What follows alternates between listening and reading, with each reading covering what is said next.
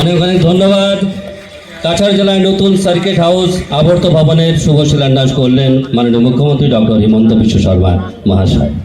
আজিৰ মাজত উপস্থিত জয়ন্তমল্ল বৰুৱা ডাঙৰীয়া, সন্মানীয় মন্ত্ৰী মহোদয়, সন্মানীয় মন্ত্ৰী কৌশিক ৰায়, কৃষ্ণেন্দু পাল, শিলচৰ লোকসভা সমষ্টিৰ সন্মানীয় বিধায়ক পৰিমল শুক্লবৈদ্য ডাঙৰীয়া, শিলচৰ সমষ্টিৰ সন্মানীয় বিধায়ক দীপায়ন চক্ৰৱৰ্তী ডাঙৰীয়া, উদাৰবন বিধানসভা সমষ্টিৰ সন্মানীয় বিধায়ক মিহিৰ কান্তি সোম ডাঙৰীয়া, ধলাই বিধানসভা সমষ্টিৰ সন্মানীয় বিধায়ক নিহা ৰঞ্জন দাস ডাঙৰীয়া, ৰাতাবাৰী বিধানসভা সমষ্টিৰ সন্মানীয় বিধায়ক বিজয় মালাকাৰ ডাঙৰীয়া,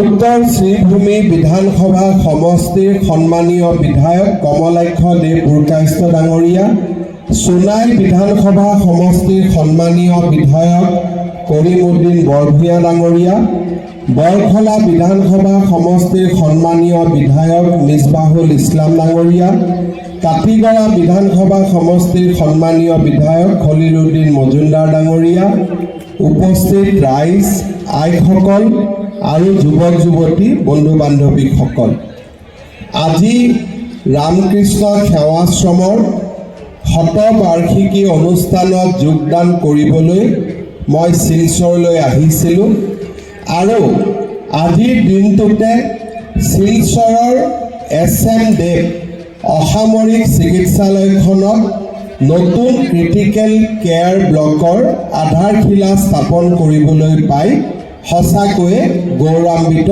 অনুভৱ কৰিছোঁ। শিলচৰ SM দেৱ অসামৰিক চিকিৎসালয়খনত 50খন বিচনাযুক্ত নতুন ক্ৰিটিকেল কেয়াৰ ব্লক 6,335 বৰ্গমিটাৰ এলেকা সামৰি নিৰ্মাণ কৰা হ'ব।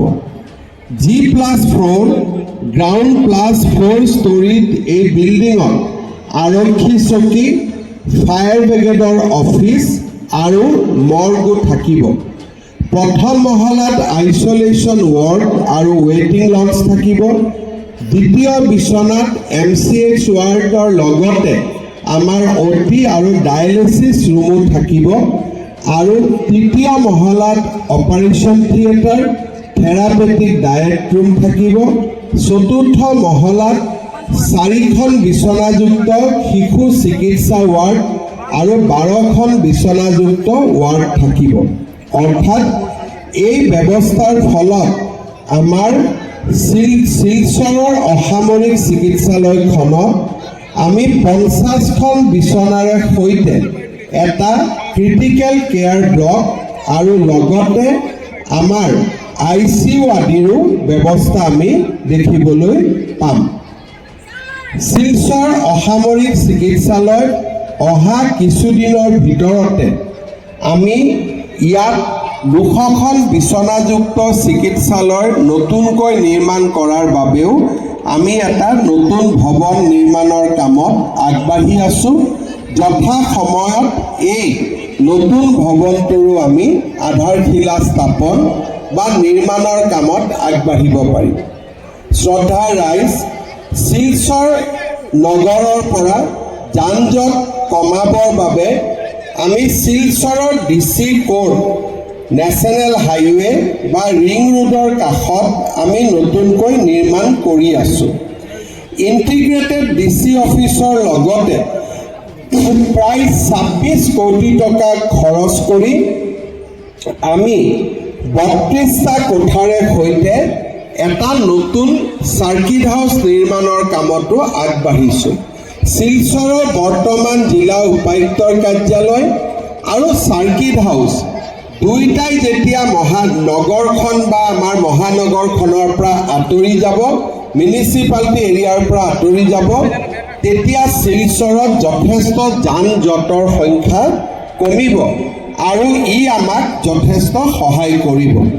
অনাগত দিনত খুব সোনকালে শিলচৰত আমি ৰাইজে যদি সহায় সহযোগিতা আগবঢ়ায়, শিলচৰ নগৰত যান জঁটৰ ভিৰ প্ৰতি লক্ষ্য ৰাখি ইয়াতে আমি ফ্লাইঅভাৰ নিৰ্মাণৰ কামো আৰম্ভ ইতিমধ্যে তাৰ ব্যৱস্থা বা তাৰ পৰিকল্পনা আমি চূড়ান্ত পৰ্যায়লৈ লৈ গৈছোঁ।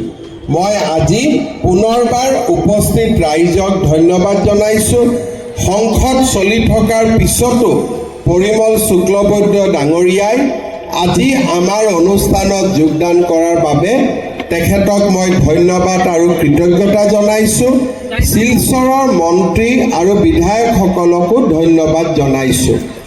ইতিমধ্যে এইবাৰ আপোনালোকে গম পাইছে যে আমি বিভিন্ন বিভাগে কৰা কামবিলাকৰ উপৰিও বৰাক উপত্যকাৰ স্থানীয় সৰু সৰু সমস্যাবিলাক যাতে সমাধান হ'ব পাৰে তাৰ বাবে বৰাক উপত্যকা উন্নয়ন বিভাগ এটাও আমি নতুনকৈ গঠন কৰিছোঁ আৰু ৰাজ্য চৰকাৰে এইবাৰ বাজেটত বৰাক উপত্যকা উন্নয়ন বিভাগক 100 কোটি টকা মঞ্জুৰি দিছে। মই আশা কৰিছোঁ বিভিন্ন বিভাগে কৰি থকা কামবিলাকৰ উপৰিও বৰাক উপত্যকাৰ সৰু সৰু স্থানীয় সমস্যাসমূহ সমাধানৰ ক্ষেত্ৰত বৰাক উপত্যকা উন্নয়ন বিভাগেও গুৰুত্বপূৰ্ণ ভূমিকা গ্ৰহণ কৰিব পাৰিব। পুনৰ এবাৰ মই সকলোকে ধন্যবাদ আৰু